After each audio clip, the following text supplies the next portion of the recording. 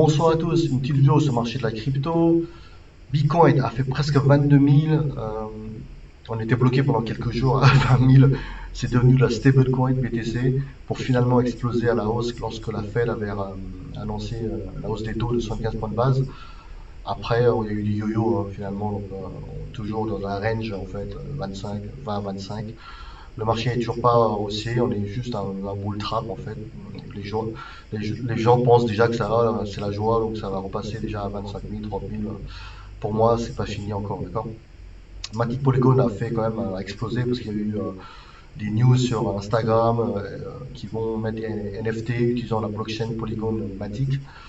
Donc ça fait forcément, c'était dans les 0,90 à 1 point, presque 20 centimes.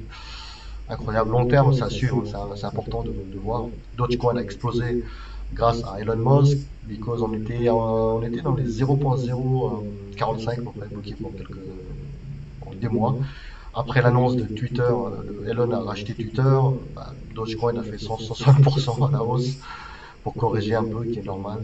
Ce qui est normal, les gens prennent du profit.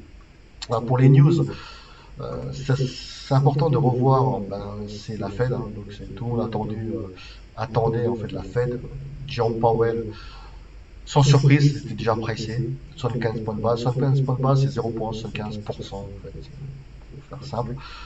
La Fed va continuer à hausser les taux parce que la target d'inflation n'a pas été atteinte, donc on est toujours il y a l'inflation dans les 9% élevée, donc la hausse des taux va continuer au mois de décembre. Forcément, le marché a ouvert en fait à la hausse, ce qui est un peu bizarre. Les algo-robots ont poussé le marché de 200 points, etc., ligne droite en barre verte, alors que c'est déjà pricé ça. Pour finalement, après chuter, Dow Jones a fait moins 800 points à la fin de journée. Le marché n'a pas apprécié finalement. Oui, c'est assez dur de calibrer le sens. Donc on ne sait pas pourquoi le marché est monté, il a finalement rechuté de moins 800. Les algo-robots, d'accord, ça c'est assez robotique tout ça. Et donc au mois de décembre, ça continue, il y aura une hausse des taux. Concernant la bourse, forcément, ça a dévissé. Là, Nasdaq, on est rendement déjà à moins 30% en 2022. On peut descendre à moins 50, à moins 60, je pense. Déjà vu en 2008, moins 42%. Après, en 2009, tout est remonté parce ils ont sauvé le système financier en injectant de la monnaie. Donc en printing, la planche à billets en fait. D'accord. 2022-23, je pense qu'on va aller à moins 60. Il est possible qu'on descende plus bas, on descend beaucoup plus bas, donc ça à vous de voir. La récession 2023, ça c'est sûr et certain. D'accord. Twitter, sans surprise, a fait plus 25%. Grâce à Elon Musk qui a racheté, donc il vire en plus les gens. Un plan de restructuration de Twitter. Et tous les autres dévissent, vous voyez, Google moins 36%, Amazon moins 41%, etc. Sans surprise, Tesla moins 35%, Microsoft moins 31%, moins 79% Snapchat, Shopify moins 74%, Meta Carnage moins 72% à Facebook. Donc vous voyez, pour les gens qui ont du cash, cash is king pour 2023, pour les gens qui veulent investir lorsque le marché va cracher. L'immobilier a déjà chuté aux États-Unis, ça commence, c'est sans surprise, en hausse des taux, chute du marché de l'immobilier. Ça se passe également en Australie, au Royaume-Uni. Alors concernant les fonds de pension anglaises, la Bank of England a sauvé le marché en injectant de la liquidité, en rachetant les obligations, etc. Donc en sauvant les fonds de pension, le système de retraite anglais, qui était en faillite, complètement en faillite à cause des effets de levier énormes. C'est pour ça qu'il y a eu l'intervention de la Bank of England pour sauver ça.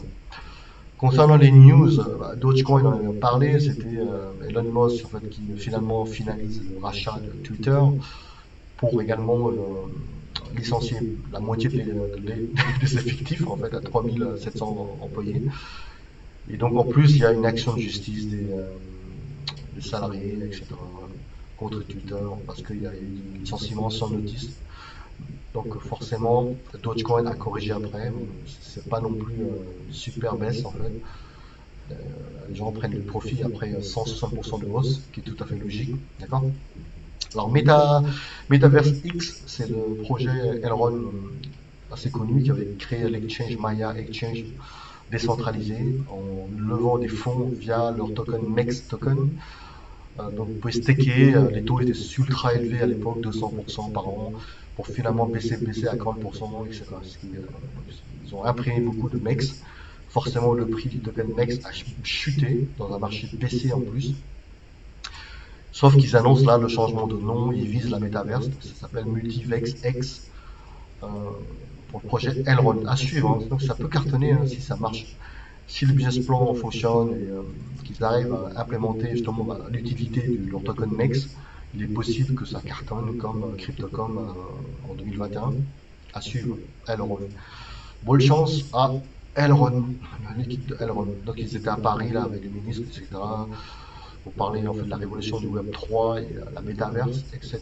Donc Paris, la France en fait s'implique beaucoup dans tout ce qui est projet blockchain. C'est vraiment bien. Après, ce serait bien de baisser en fait les impôts sur crypto-monnaie, 30%, qui est quand même trop, je trouve beaucoup trop élevé. D'accord. Au Royaume-Uni, c'est 20% l'impôt sur les crypto-monnaies, la plus-value. Et en plus, vous avez au Royaume-Uni, vous avez 12 700 qui est exonéré de taxes en fait. D'accord. Je crois qu'en France, c'est à partir de 300 euros. Vous voyez, il y a quand même une grande différence entre la France et le Royaume-Uni. D'accord.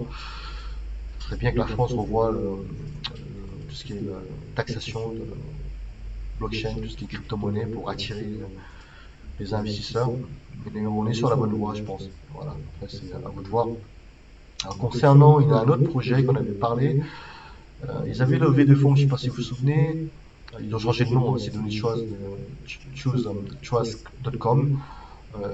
Via la plateforme CISARS.com, ils avaient levé des fonds pour en fait créer une application de crypto-monnaie pour pouvoir vendre et acheter facilement. La carte bleue également, on va faire du staking, gagner des intérêts. Donc ils ont délivré, l'application fonctionne très très bien maintenant. Vous voyez là. Donc ils ont besoin de fonds dans un marché baissier, ce qui est tout à fait logique de lever des fonds encore via ces plateformes. L'avantage de ces plateformes, c'est que vous êtes actionnaire lorsque vous achetez, investissez sur ces plateformes, vous recevez des actions, d'accord, et vous êtes actionnaire, donc ce qui est différent de la levée des fonds via les ICO. ICO, vous donnez de l'argent et vous recevez des tokens, vous n'avez aucun droit, d'accord, vous n'êtes pas actionnaire de telle ou telle entreprise blockchain. Tandis que celui-là, en investissant sur cette plateforme, vous serez actionnaire. L'action pour l'instant est à 17,91 euros. C'est un peu risqué, d'accord, comme tous les projets, hein. Tous les projets, il y a un risque de faillite, etc. Dans un marché baissier en plus. À long terme, ça peut cartonner, ça va dépendre de leur business plan, de partenariat, d'investisseurs, etc. Mais si l'équipe arrive à bien gérer, ça peut cartonner. À vous de voir, d'accord. Je ne suis pas un conseiller financier. Revolut, c'était dans les 50 euros à 93 euros, c'est devenu l'action des Revolut est presque à 500 euros, d'accord. Les gens qui ont investi dans Revolut, c'est vraiment jackpot. Voilà, à vous de voir. Allez voir sur leur site et renseignez-vous. Là, il y a l'équipe, le team, les investisseurs, la liste des investisseurs, commentaires, discussions également, la key informations, également si vous avez besoin de savoir. Avant c'était Crypterium en fait le nom, ils ont changé de nom, d'accord. C'est devenu Chose.com. Chose.com, voilà, à vous de voir. Ils ont quand même délivré, hein, d'accord, ça marche très bien, vous pouvez faire du staking. Le problème sur ce marché, il y a quand même pas mal de concurrence en fait, comme Crypto.com, Revolut, Nexo, Celsius a fait faillite, BlockFin aussi propose ça, faire du staking, Just Mining propose du staking. Donc ils proposent également une carte bleue, d'accord. Carte bleue, recevoir du cashback. Allez voir sur leur site là, ici, .com, et faites votre propre avis, est-ce qu'il faut investir ou pas. Après, ça peut cartonner, ou ça peut faire faillite également. Donc c'est no risk, no money. Donc si vous ne prenez pas de risque, vous n'aurez jamais d'argent, d'accord. Après, laissez votre argent en banque, c'est compliqué avec l'inflation de 10 à 15%. perdez en pouvoir d'achat. Après, les gens qui ont du cash, bah, ils restent en cash, ils attendent que le marché crash pour pouvoir réinvestir, pour acheter beaucoup plus bas. Voilà, c'est ce que je voulais faire dans cette vidéo. Après, autre chose, la box V2, FJBox V2 est terminée. Vous pouvez voir en haut à droite. On a implémenté en fait le Crypto Index Fear, l'indice de la peur crypto. Également implémenté la tendance, vous voyez la flèche rouge en bas, lorsque le marché en fait baissier, et elle sera verte en fait lorsque le marché sera haussier. Ce qui est vraiment pas mal pour ne plus obligé de regarder vos téléphones portables. Moi, je regarde plus mon téléphone portable, pour être honnête.